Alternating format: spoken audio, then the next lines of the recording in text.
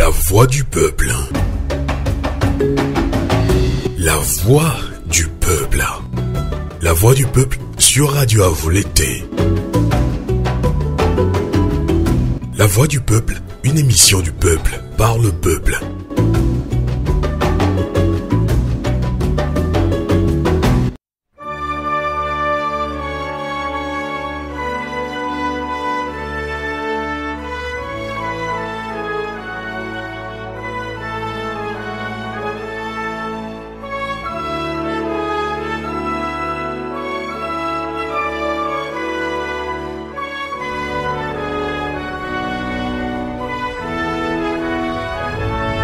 Radio Avou l'été. La voix de la résistance africaine. Bonjour. Fatou Kiné, je vous retrouve ici après la manifestation d'aujourd'hui du 26 août 2023 à Genève. Justement, la conférence de presse, vous avez parlé longuement de la mobilisation générale pour faire libérer l'opposant charismatique, j'allais dire, Ousmane Sonko. Est-ce que vous y croyez? Est-ce que ce n'est pas plutôt une question politique, Fatou Kiné?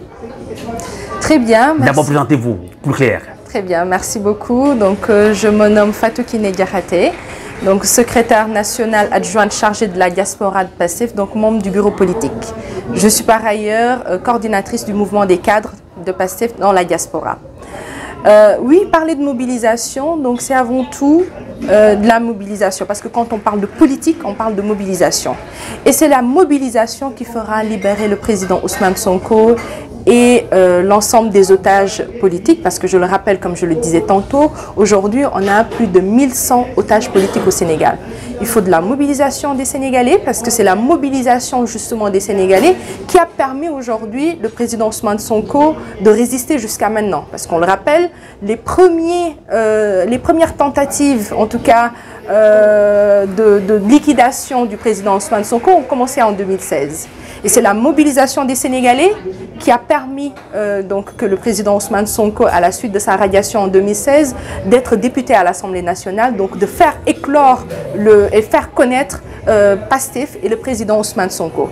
Par la suite également, ça a continué, donc ce qui a permis toujours la mobilisation des Sénégalais, qui a permis au président Ousmane Sonko, après une première participation, lors d'une première participation à l'élection présidentielle, de terminer troisième quand même. Ce n'est pas négligeable. Toujours la mobilisation des Sénégalais, que ce soit dans la diaspora comme au Sénégal, qui a permis également, quand donc le régime de Macky Sall a souhaité écarter le président Ousmane Sonko, donc en 2021, s'est tenu en bouclier pour vraiment protéger ce projet-là, pour protéger le président Ousmane Sonko et le projet de PASTEF pour le Sénégal et pour l'Afrique. Vous avez dit tout à l'heure, au cours de cette conférence de presse, que Ousmane Sonko est à son 27e jour, justement. Nous sommes le 26 août aujourd'hui, 27e jour de grève de la faim. Est-ce que ce n'est pas quand même trop? Est-ce qu'il se sent mieux? Est-ce qu'il se sent un peu bien? Il ne se sent pas bien, parce que quand on parle de 27 jours donc de jet, non, il ne se sent pas bien. Et depuis plus d'une semaine, justement, il est en réanimation. Mais pourquoi cette grève de la faim? Parce qu'il ne faut pas parler seulement de grève de la faim, c'est parce qu'il a été contraint justement de faire cette diète-là. Parce qu'on le rappelle tout à l'heure, il y a son avocat, Maître Larifou, qui le rappelait.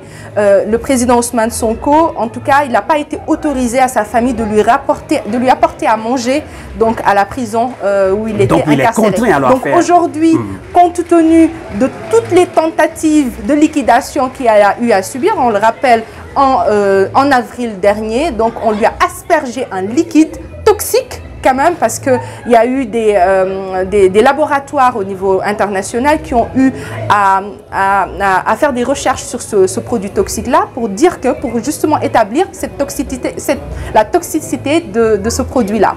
Et donc, compte tenu de toutes ces tentatives pour attenter à sa vie, donc on ne peut pas accepter, il ne peut pas accepter d'être nourri par justement ce gouvernement-là, par les agents pénitentiaires, en tout cas du gouvernement de Macky Sall. Donc il a été interdit à sa famille de lui apporter à manger.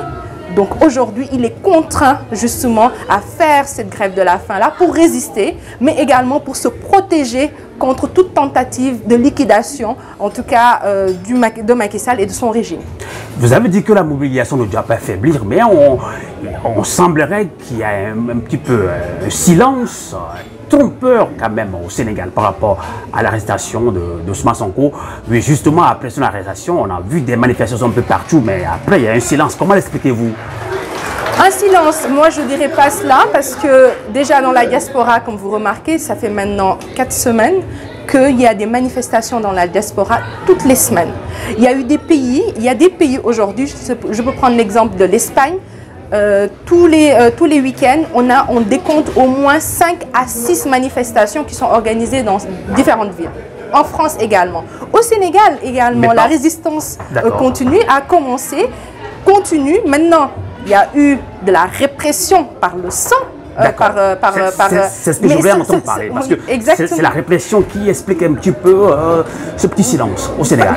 Pas que cela, parce que oui, il y a la répression, mais également, les Sénégalais ont besoin également du temps pour mieux sauter également. Donc la résistance ne faiblit pas, parce que comme vous le voyez, on est présent, Pastef est présent.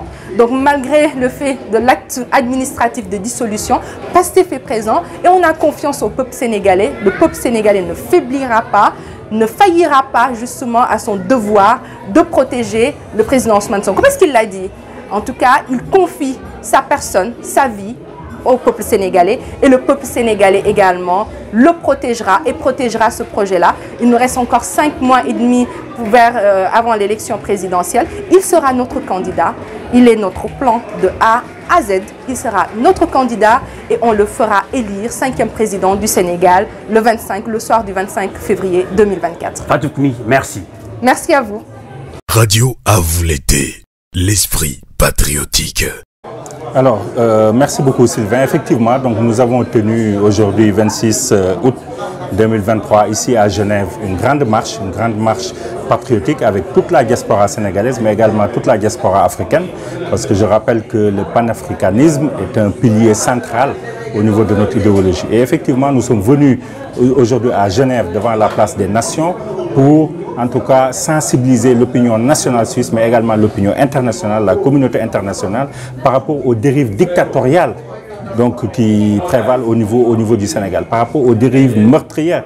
Donc je rappelle qu'en 2 ans, nous avons connu plus de 50 en tout cas, jeunes qui ont été tués. Pourquoi? Parce que tout simplement, ils étaient assoiffés de démocratie, ils étaient assoiffés de libertés individuelles et collectives. Et aujourd'hui, le président Ousmane Sonko, qui est le leader de l'opposition sénégalaise, est admis au niveau des urgences de l'hôpital principal de Dakar. Pourquoi? Parce que le président Ousmane Sonko a décidé d'user de son droit de résistance en tout cas... Aujourd'hui, ça fait 27 jours. 27 jours de grève de la faim. 27 jours. Donc vous pouvez imaginer, en tout cas, actuellement, l'état critique par rapport à la santé du président Ousmane Sonko. Et l'État reste tout simplement indifférent. Pourquoi? Parce que l'État a hâte de mettre sous guillotine politique un opposant sérieux, un opposant que tous les sondages donnent gagnant.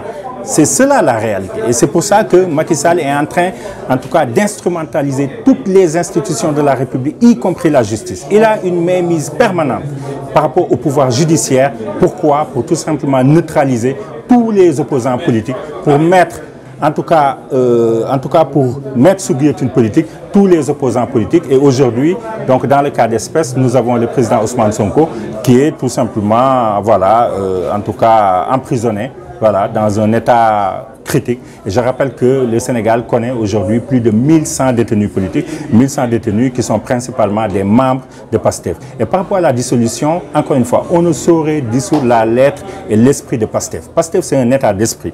Pastef, c'est un projet. Donc, aucun acte administratif. Donc cette dissolution ne vous dit absolument rien. Mais rien du tout, mais vous l'avez vu, hein, la mobilisation était vraiment énorme. Aujourd'hui, hein, toute la diaspora était là. Donc il y avait en tout cas de nombreux participants. Et au niveau du Sénégal également, nous continuons la dynamique du parti.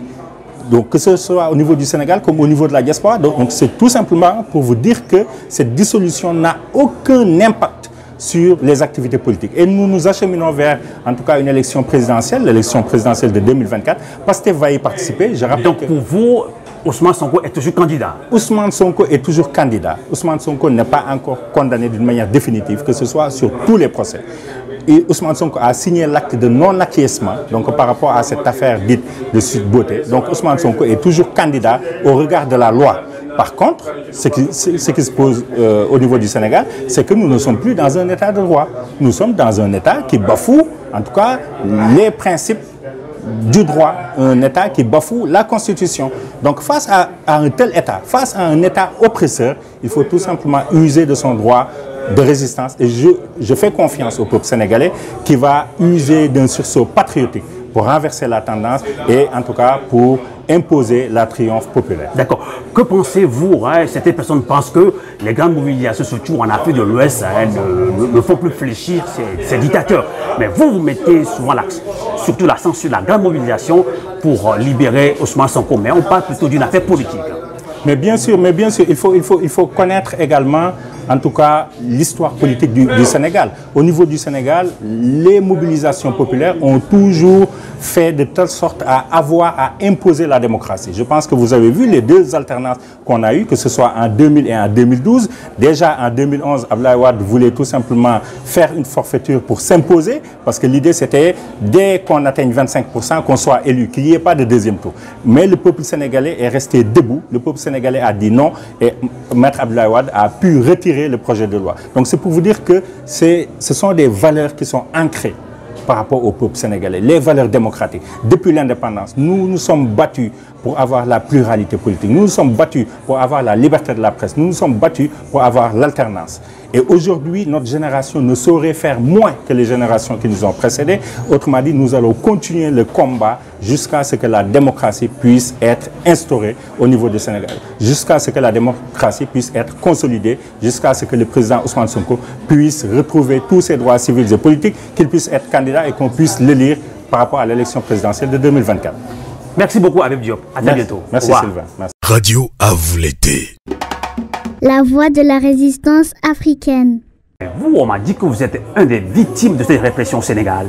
Oui, c'est vrai. Oui, je m'appelle Michel Bamord, je suis professeur d'histoire-géographie en région Île-de-France.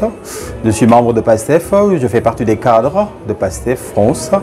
Du coup, voilà, j'étais parti en vacances au Sénégal. Quand je suis parti en vacances, lorsque j'étais sur le point de revenir en France, j'ai été appréhendé par la police avec une arrestation musculée, donc avec leur véhicule d'intervention et plus de 10 éléments des forces de l'ordre à peu près. Donc ils m'ont arrêté, lors de mon arrestation, j'ai été soumis à une interrogatoire qui n'était pas musculé. Ils voulaient avoir mon téléphone, mes contacts et tout ça. C'est par la suite qu'ils ont mis dans mon dos plusieurs chefs d'accusation. Les chefs d'accusation sont l'appel à l'insurrection, participation à des manifestations et financement aussi des jeunes, dont les manifestations ont fait presque 60 morts au Sénégal. En dehors de cela aussi, ils ont dit que c'est moi qui ai infiltré, hébergé et exfiltré l'avocat français Branco Juan, du Sénégal lors de son séjour. Du coup, Mais après, ils n'ont pas eu de preuves. À l'issue de mon arrestation pendant presque 5 jours, ils m'ont libéré. Le dossier a été classé sans suite. Voilà. PASTEF est dissous par le régime de Macky Sall. Quelle est votre réaction? Pourtant, vous continuez quand même. Le PASTEF, ce n'est pas une question de dissolution. Ce n'est pas une question de arrêté ministériel ou bien autre chose.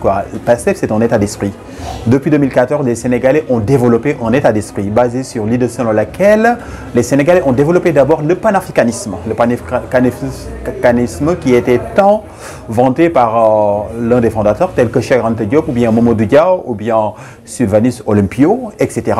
Du coup, avec l'avènement d'Ousmane Sonko à partir de 2014-2015, le panafricanisme connaît une sorte d'effervescence au Sénégal. Cela a permis aux Sénégalais de comprendre comment l'État est géré depuis les indépendances. C'est grâce à Ousmane Sonko qu'on a connu ça. Le Sénégalais, Ousmane Sonko a révolutionné avec PASTEF la politique au Sénégal. Parce qu'avant, les politiques, le plus souvent, venaient, moi je viens de la Sorbonne, je viens d'une grande école de commerce. Mais lui, non. Il a tout fait au Sénégal. Donc ses études, il a tout fait au Sénégal. Ça lui a permis d'être en harmonie avec les Sénégalais. C'est pourquoi son dossier qui est placé son discours qui est classé plus ou moins populiste a été compris et adopté par les Sénégalais. C'est pourquoi ils ont dissous PASTEF par dérive dictatoriale, mais les Sénégalais ont adopté comment dirais-je, la mentalité pacifienne qui s'est basée premièrement sur le nationalisme, le Sénégal, au Sénégalais d'abord, mais aussi le panafricanisme, c'est-à-dire avant d'aimer qui que ce soit, on aime d'abord les Sénégalais et nos frères africains. 30 secondes, que direz-vous à tout le peuple africain par rapport à cette mobilisation pour demander la libération de l'opposant Ousmane Sonko? Alors, je demande aux peuples africains, surtout aux West-Af, aux populations d'Afrique de l'Ouest, donc il y a un vent de changement qui souffle. Ce vent de changement, on l'a vu au Mali, ce vent de changement, on l'a vu en Guinée, ce vent de changement, on l'a vu au Burkina, au Niger récemment, en Afrique centrale, etc. Donc je leur dis que voilà, de continuer à nous soutenir parce que Ousmane Sonko sera libéré et la mentalité de la jeunesse sénégalaise a beaucoup changé. Le Sénégal actuellement pense, la jeunesse sénégalaise je veux dire, pense à changer le Sénégal avec une jeunesse sénégalaise parce que voilà, dans nos pays, la population est majoritairement jeune et bien formée. Donc au lieu de rester dans nos pays, nous venons en Occident pour faire des beaux jours, des économies occidentales. Merci beaucoup, à très bientôt. C'est moi. Au revoir. Radio à vous l'été, l'esprit patriotique.